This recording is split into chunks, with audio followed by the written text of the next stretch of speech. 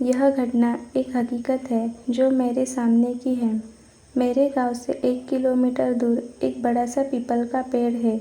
वह एक विशाल पेड़ है जिसकी शाखाएं लंबी लंबी और ऊपर से नीचे की ओर आकर ऊपर की ओर मुड़ी हुई मोर के आकार की है। वह पेड़ देखने में इतना भयानक लगता है कि मेरे तो उस दिन की घटना के बाद रोंगटे खड़े हो जाते हैं। उस पेड़ की शाखाएं कम से कम आधे बीघे में फैली हुई है। मैं तुम्हें एक ऐसी हकीकत की कहानी बताने जा रहा हूँ जिसको मैं याद करते ही मेरे रोंगटे खड़े हो जाते हैं। अब मैं आपको उस घटना के बारे में बताता हूँ कि मैं और मेरे दोस्त उस पीपल के पेड़ पर खेलने जाया करते थे। उस पेड़ की शाखाओं पर हम झूले की तरह झूला करते थे। उस पेड़ की छाया इतनी घनी थी कि सारे पंछी उसी पे बैठा करते और हम लोग गर्मियों में उस पर जाके झूलते थे। बड़ा मज़ा आता था। वैसे उस पेड़ के बारे में लोग कहा करते थे कि उस पेड़ पर भूत रहते हैं, पर हम बच्चे कहाँ किसी के मानते, बस रोज़ खेलने को चल दिया करते थे। एक बार की बात है, दोपहर का समय था। हम 3 दोस्तों ने, मैं और मेरे 2 दोस्त उस दिन जल्दी चले गए। मेरे दोस्त बस रोज़ खेलने को चल दिया करते थे। एक बार की बात है, दोपहर का समय था। हम 3 दोस्तों ने, मैं और मेरे 2 दोस्त उस दिन जल्दी चले गए। 12 बजे का समय था। हम लोग वहाँ पहुँच गए और हम लोगों ने प्लान बनाया कि हम लोग ऊंचाई पर जाके छिप जाते हैं और वो लोग आएंगे तो हम लोग उन्हें भूत बनाकर डराएंगे। और हमने अपने पैंट में कुछ पत्थर भर के ऊपर चढ़ गए। दोस्तों, एक बात और बता दूं कि उस पेड़ से 2 खेत दूर एक कुआं था जिस पर कोई रहता नहीं था, बस रस्सी और बाल्टी के सिवाय। हम लोग जब खेल खेल कर थक जाते थे तो उस पर जाकर पानी पिया करते थे। 1 बजे का टाइम था। जब हम लोग इंतज़ार करके थक गए, वो लोग नहीं आए, तो हम में से एक ने कहा कि चलो पानी पीकर आते हैं।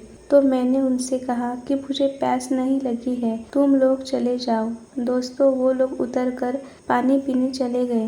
दोपहर का समय था। सूर्य अपनी फुल तपन पर था। जोर जोर से हवा चल रही थी और हवा के गोल गोल झुंड बनकर धूल उड़ाते हुए जा रहे थे।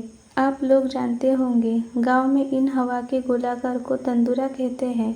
एक ऐसा ही हवा का गोला मैंने पीपल की ओर आते हुए देखा। बड़ी धूल उड़ाए हुए वो आया और पीपल के सारे पत्ते आवाज करने लगे, खर खर, और कुछ टूट के गिरने लगे। धूल की वजह से तो मेरी आंखें बंद हो गई। सारे पंछी उड़ गए। एकदम मैंने जब आंखें खोली तो क्या देखता हूँ, एक काली सी शक्ल का बड़े बड़े बालों वाला और इतना डरावना इंसान मेरे सामने वाली डाली पर बैठा है। एकदम मेरे डर के मारे हाथ छूट गए और मैं नीचे जा गिरा। नीचे गिरते ही मैं बेहोश हो गया। जब मेरी आंखें खुली तो देखा कि मेरे दोस्त पानी पीकर लौट आए हैं। मुझे उठाकर उन्होंने मुझे बिठाया। नीचे पीपल के पत्ते काफ़ी इकट्ठे हुए थे, इसलिए मुझे ज़्यादा नहीं लगी, बस मेरे पैर से थोड़ा सा खून निकल रहा था। जब मेरे दोस्त ने पूछा कि क्या हुआ, तो मैंने उन्हें बताया कि अभी इस पेड़ पर मैंने भूत देखा। सारे दोस्त समझ रहे थे कि अजय हमें डराने की कोशिश कर रहा है। उन्होंने कहा, लगता है तुझे प्यास लगी और तू ऊपर से इसलिए गिर गया है। उन्होंने कहा, जा तू पानी पीकर आ, तब तक हम यहीं बैठे हैं। उनकी जिद की वजह से मुझे पानी पीने जाना पड़ा। मैं वैसे भी डरा हुआ था और मेरे हाथ पैर कांप रहे थे। मैं मन ही मन सोच रहा था कि बस आज मैं यहाँ से निकल जाऊँ, कल से मैं यहाँ नहीं आऊँगा। मैंने बाल्टी उठाई और कुएं में डाल दी। जैसे ही कुएं में बाल्टी पहुंची, एकदम से आवाज़ आई और वो आवाज़ ऐसे लग रही थी जैसे कोई पानी में बार बार कूद रहा हो। मैं और डर गया, जबकि रस्सी मैंने आराम से पकड़ रखी थी। तो यह आवाज़ कैसी? मैंने कुएं में झांक देखा। कुएं के पानी में मुझे वही चेहरा नजर आया। एकदम से मैं पीछे हटा। मुझसे कोई पीछे ऐसे टकराया कि मेरे तो होश उड़ गए और डर के मारे मेरे हाथ से रस्सी कुएं में जा गिरी। मैंने जैसे ही पीछे देखा, वही भयानक शक्ल वाला आदमी खड़ा था। मेरी तो आवाज़ बंद हो गई। उसके बड़े बड़े दांत, जैसे कि साले ने कभी जिंदगी में मंजन भी नहीं किया हो। उसकी खाल जली हुई सी, जैसे कि कोई जला हुआ इंसान। इतना डरावना लग रहा था कि मैं तो बस मेरी आंखें खुली थी, बस शरीर में कोई जान नहीं थी, बस मैं बेहोश होकर गिर पड़ा। मेरे दोस्त सोच रहे थे कि यह अब तक क्यों नहीं आया। 5 मिनट बाद जब मेरी आंखें खुली तो मैंने देखा कि मैं पीपल के पेड़ के नीचे पड़ा हूँ। तो मैं और डर गया कि मैं यहाँ कैसे आ गया। दोस्त मुझे उठाकर लाए थे। जैसे ही मैं खड़ा हुआ देखा तो मेरे दोस्त खड़े हुए थे और कह रहे थे, लगता है तेरी तबीयत ठीक नहीं है, तुझे पहले बताना चाहिए था, हम पानी ले आते, कहीं तो कुएं में गिर जाता तो हमारे घर वाले तो हमें जान से मार देते। मैंने उन्हें बताया, मेरी तबीयत खराब नहीं है, मैंने सचमुच भूत देखा है। उन लोगों को विश्वास नहीं हो रहा था कि अजय, जो कि कभी भूत के बारे में बोलते थे, तो वह कहता था कि भूत नहीं होते, मगर इसे आज हो क्या गया है जो हर बात पे भूत भूत लगाए हुआ है। भाइयों, अब तक 2 बज चुके थे। हमारे दोस्तों का आने का समय हो गया था।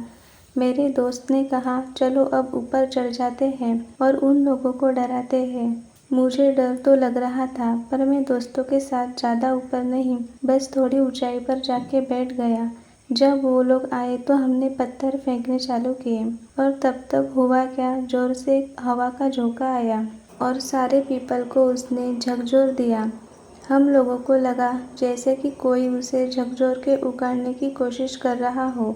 मेरे दोस्तों ने समझा कि भूत है इस पेड़ पर और वो सारे लोग डर कर भाग गए और हम बड़े ही खुश हुए कि आज तो इन्हें हमने डरा ही दिया। पर हमें क्या पता था कि वो भूत भी यह सब देख रहा है और उसने जोर से पेड़ को हिलाया।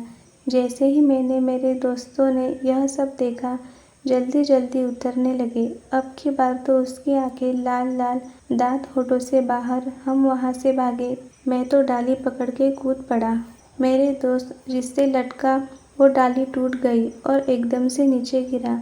मैंने उसे उठाया तक नहीं। मैं वहाँ से भागा और मेरे दोस्त भी पीछे पीछे। फिर तो हमने मुड़कर नहीं देखा। घर आके ही हमने दम लिया। हमने देखा कि हमारा दोस्त नीरज नहीं दिख रहा है, तो हमने उसे उधर लेट आते हुए देखा। वो आराम आराम से आ रहा था। उसकी आंखें लाल, हाव भाव बदले हुए नजर आ रहे थे। हमारी तरफ ऐसे ही नज़रों से वह देखकर चला गया और जाकर सीधे अपनी चबूतरे पर जाकर बैठ गया। उसके हाव भाव बदले, आवाज़ भारी सी हो गई है। जब घर के सब लोगों ने उसे देखा और कहा, कहाँ गए थे तुम लोग, तब मेरे दोस्त सुरेश ने सारी बात बता दी। तब हमारे चाचा जी ने कहा, मैं हमेशा मना करता हूँ इन लोगों को कि पीपल के पास मत जाया करो, पर ये लोग मानते ही नहीं। अब जाकर भगत जी को बुला के ले आओ। हमारे गांव में एक बाबा है, सियाराम, जो हनुमान के मंदिर में रहते हैं और पूजा करते हैं। वो तंत्र मंत्र इन चीज़ों में माहिर है, इसलिए उन्हें लोग भगत जी के नाम से बुलाते हैं। तब मैं जाकर मंदिर से भगत जी को बुलाया। भगत जी ने मुझसे कहा, पहले कुल्ला की ओर जाकर हनुमान के मंदिर से राख लेकर आ। तब मैंने राख ली। तब तक भगत जी ने कुल्ला कर अपना कमंडल उठाया और चल दिए। मैं उनके पीछे पीछे चल दिया। भगत जी वहाँ पहुँचे और पहुँचते ही सब समझ गए और कहा, तुम यहाँ क्या लेने आए हो। वो चुप रहा, कुछ बोला नहीं। तब भगत जी समझ गए, तू ऐसे नहीं बताएगा। तब भगत जी ने धरती के पैर छूकर बैठकर मुझसे राख मांगी। मैंने उनको राख दे दी। तब उन्होंने कुछ मंत्र बोला और उस राख को उसके ऊपर फेंक दिया। उसका कान पकड़ के बोले, बता, तूने इस लड़के को क्यों पकड़ा रखा है, कौन है तू और कहाँ से आया है। तब उसने बताया कि मैं पास के पीपल के पेड़ पर रहने वाला भूत हूँ। यह लोग मुझे दोपहर के समय सोने नहीं देते, इसलिए मैंने इनको डराया और इसको पकड़ लिया। भगत जी बोले, तू पीपल को छोड़ दे और कहीं दूर जंगल में चला जा, और वो पीपल बच्चों के खेलने के लिए है, पर मैं कहाँ जाऊँगा। तब भगत जी ने कहा कि तू ऐसे ही चला जाएगा या फिर निकालूं अपना वज्र। भगत जी की आंखें लाल हो गई। तब भूत ने कहा, आप मेरा कान छोड़ोगे तभी तो मैं जाऊंगा। एकदम नीरज हिला और वो नॉर्मल हो गया, जैसे कि अभी सोकर जगा हुआ है। तब भगत जी ने कहा, पीपल वाला भूत भाग चुका है, अब तुम कभी भी जाकर उस पेड़ पर खेल सकते हो।